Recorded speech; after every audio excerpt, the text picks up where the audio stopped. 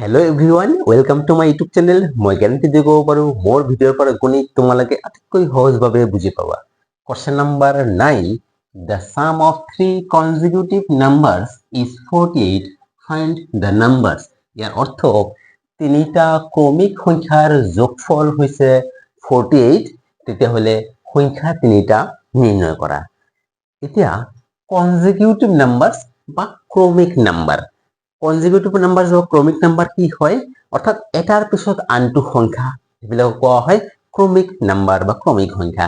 যেনে ধৰি লোৱা 6, 7, 8, 9 এইবিলাক, মানে মাজতো কিন্তু গেপ ৰাখা নাই। এই ধৰণে কৈ গ'লে সেইবিলাক ক্ৰমিক নাম্বাৰ বা ক্ৰমিক সংখ্যা হয়। এতিয়া আমি তিনিটা ক্ৰমিক সংখ্যাৰ যোগফল দিয়া আছে, সংখ্যা তিনিটা কিদৰে নিৰ্ণয় কৰিম? আমি প্ৰথমে সংখ্যা তিনিটা ধৰি ল'ম। সেইকাৰণে লিখিম লেট দা থ্ৰী কনজিকিউটিভ নাম্বাৰছ বি। তিনিটা কনজিকিউটিভ নাম্বাৰছ আমি কি বুলি ধৰিম? এটা ধৰিম x, আৰু এটা ধৰিম x প্লাছ 1, আৰু এটা হ'ব x প্লাছ 2। এতিয়া কিয় আমি x প্লাছ 1, x প্লাছ 2 ধৰিছো? এতিয়া তোমালোকক এটা এক্সাম্পল দি মই বুজাই দিছো।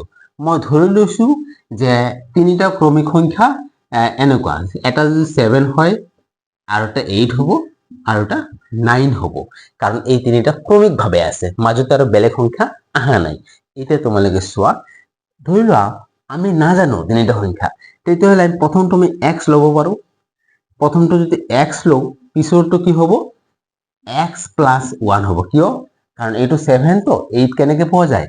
7ৰ লগত 1 প্লাছ কৰিলে 8 পোৱা যায়, তাৰমানে x ৰ লগত 1 প্লাছ কৰিব লাগিব।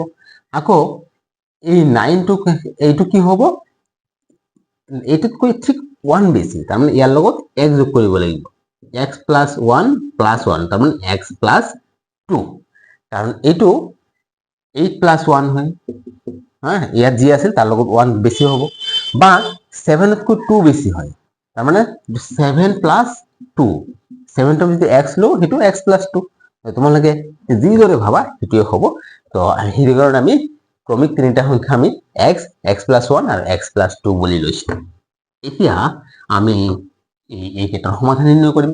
ইয়াতে দিয়াই আছে তিনিটা সংখ্যাৰ যোগফল 48। সেইকাৰণে লিখিম একৰ্ডিং টু কোৱেশ্চন, প্ৰশ্ন মতে এই তিনিটা যোগ মানে সিহঁতৰ মাজত যোগ চিন দিয়া মানে যোগফল।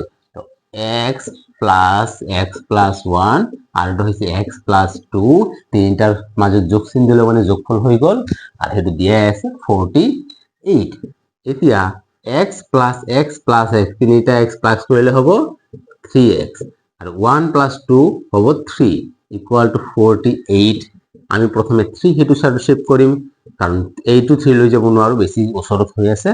তো 48, এইটো প্লাছ 3টো হৈ যাব মাইনাছ 3। এতিয়া 3x ইকুৱেল টু 48 মাইনাছ 3 হৈছে 45। এতিয়া x ইকুৱেল টু 3, ইফালে পূৰণ হৈ আছে, সেইটো চাইডত তাৰ বিপৰীত হৰণ হ'ব, হৰণ মানে তলত। x ইকুৱেল টু 45ৰ পৰা 3 মাইনাছ 45 3 দি ডিভাইড কৰিলে 15। x 15 পালো মানে সংখ্যা তিনিটা পাই যাম। এতিয়া চাই লোৱা, নাও x প্লাছ 1 কি হ'ব? 15 প্লাছ 1 ইকুৱেল টু 16, আৰু x প্লাছ 2 হ'ব 15 প্লাছ 2 ইকুৱেল টু 17, আৰু x তো 15 হয়ে। এতিয়া জাষ্ট আমি এনসাৰ লিখিম। এনসাৰ, এটা সংখ্যা হৈছে 15, আৰু এটা সংখ্যা হৈছে 16, আৰু এটা সংখ্যা হৈছে 17। Question number 10, the sum of two numbers is 40. ইয়াৰ অৰ্থ দুটা সংখ্যাৰ যোগফল 40. One number is 10 more than the other number. এটা সংখ্যা আনটোতকৈ 10 বেছি হলে find the numbers. সংখ্যা দুটা নিৰ্ণয় কৰা। অৰ্থাৎ ইয়াতে কোৱা আছে দুটা সংখ্যাৰ যোগফল হৈছে 40, আৰু এটা সংখ্যা আনটোতকৈ 10 বেছি হলে সংখ্যা দুটা নিৰ্ণয় কৰা। তো এইটো আমি কিদৰে কৰিম?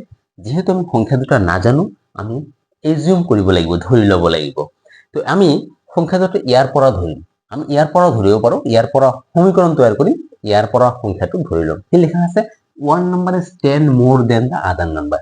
তাৰমানে ইয়াতে গম পোৱা গৈছে এটা সৰু সংখ্যা আছে, এটা ডাঙৰ সংখ্যা আছে। আমি সৰু সংখ্যাটো ল'ম। Let the smaller number be x, তো smaller নাম্বারটা যদি x লও, লার্জার নাম্বারটো কি হ'ব? লার্জার নাম্বার ইকুয়াল টু, ইয়াতে কৈ দিছে নহয় one number is 10 more than other, তার মানে এটা সংখ্যা আনটোতকৈ 10 বেছি। আমি যদি সৰুটো x লৈছো, ডাঙৰটো তাতকৈ 10 বেছি, অৰ্থাৎ সৰুটোৰ লগত 10 প্লাস কৰিলে হৈ যাব। এটা smaller number x, larger number x plus 10, আৰু প্ৰথম লাইনটোত কৈয়ে দিছে এই সংখ্যা দুটাৰ যোগফল 40, সেইকাৰণে আমি লিখিম অ্যাকৰ্ডিং টু কোশ্চেন এই দুটা যোগ কৰিম। তো x মাজতে যোগ চিন দিয়া মানে যোগ, এটা যোগ কৰিলো, যোগফল 40 দিয়াই আছে, তো ইকুয়াল টু 40। এতিয়া x প্লাস x হৈছে twice x plus 10 equal to 40, এইটো 10 যদি সেইটো সাইডত শিফট কৰো তেতিয়া হলে হ'ব 40 প্লাস 10 টো হৈ যাব মাইনাস 10। এতিয়া twice x equal to 40 minus 10 হৈছে 30, 2 সেইটো সাইডত শিফট কৰিম, 2 এফালে পূৰণ হৈ আছে, ইফালে হৰণ হ'ব মানে তলত যাব। এতিয়া x ইকুয়াল টু 30 ৰ পৰা 32 দি ডিভাইড কৰিলে হ'ব 15, x ৰ ভ্যালু পালো, তে x প্লাস 10 কি হ'ব? নাও x প্লাস 10 ইকুয়াল টু কি হ'ব? 15 প্লাস 10 ইকুয়াল টু 25, মানে এটা 15 আৰু এটা 25 হ'ব आंसर। এতিয়া आंसर লিখিব লাগিব, आंसर তোমালোকে লিখিবা the numbers are 15 and 25, মই ডাইরেক্ট লিখি দিলো, आंसर হ'ব এটা 15 আৰু এটা হ'ব 25। Question number 11, ratio of two numbers is 8:3, ইয়াৰ অৰ্থ দুটা সংখ্যাৰ অনুপাত হৈছে 8:3, difference of the numbers is 60, সংখ্যা দুটাৰ পাৰ্থক্য হৈছে 60, অৰ্থাৎ সংখ্যা দুটাৰ বিয়োগফল হৈছে 60, find the numbers, সংখ্যা দুটা নিৰ্ণয় কৰা। এই প্ৰশ্নটোত দুটা সংখ্যাৰ অনুপাত দিয়া আছে আৰু সেই সংখ্যা দুটাৰ বিয়োগফল দিয়া আছে, তেতিয়াহলে সংখ্যা দুটা কি হ'ব? এইটো আমি এই যেহেতু রেশিও দিয়া আছে, এই ধৰণৰ সংখ্যাত ৰেশিও আমি ধৰি লম, সেইকাৰণে লিখিম let the numbers be 8x and 3x, মনত ৰাখিবা এই ধৰণৰ যদি ৰেশিও দিয়া থাকে, ৰেশিওৰ লগত x লগাই দিয়া দি পেলাই ধৰিবা। তাৰ মানে দুটা সংখ্যাৰ অনুপাত 8:3 আছে, আমি কি ধৰিম? এটা সংখ্যা হৈছে 8x আৰু এটা সংখ্যা হৈছে 3x, তাৰ মানে ইয়াতে গমে পোৱা গৈছে এইটো ডাঙৰ এইটো সৰু। তাৰপিছত ইয়াতে লিখা আছে সংখ্যা দুটাৰ বিয়োগফল 60, সেইকাৰণে আমি লিখিম অ্যাকৰ্ডিং টু কোশ্চেন, বিয়োগফল মানে ডাঙৰৰ পৰা সৰু, ইয়াতে ডাঙৰ হৈছে 8x, সৰু হৈছে 3x, তো 8x মাইনাস 3x বিয়োগ কৰিলো, এই বিয়োগফলটো কৈ দিছে 60 হ'ব, তাৰ মানে ইকুয়াল সাইন দি পেলাই 60। এতিয়া আমি এইটো সমাধান কৰিম, 8x মাইনাস 3x মাইনাস কৰিলে হ'ব 5x ইকুয়াল টু 60, 5 ইনটু হৈ আছে, সেইটো সাইডত গলে ডিভাইড হ'ব, উল্টাটো হয় সদায়, তো ডিভাইড মানে তলত যাব। এতিয়া 60 ক যদি আমি 5 দি ডিভাইড কৰো আমি পাম 12, x ৰ ভ্যালু পালো। এতিয়া আমি সেইকাৰণে লিখিম নাও এটা হৈছে 8x, তাৰ মানে 8x ইকুয়াল টু কি হ'ব? 8 ৰ লগত x পূৰণ হৈ আছে, 8 ইনটু x ৰ ভ্যালু পালো 12, 8 ইনটু 12 96, আৰু এটা হৈছে 3x অৰ্থাৎ 3 ৰ লগত x পূৰণ হৈছে, 3 ইনটু x ৰ ভ্যালু 12 ইকুয়াল টু 36, মানে এটা হ'ব 96 আৰু এটা 36। এইটো आंसर লিখিব লাগিব, তোমালোকে লিখিবা therefore the numbers are 96 and 36, মই ডাইরেক্ট লিখিলো 96 এটা আৰু এটা হৈছে 36।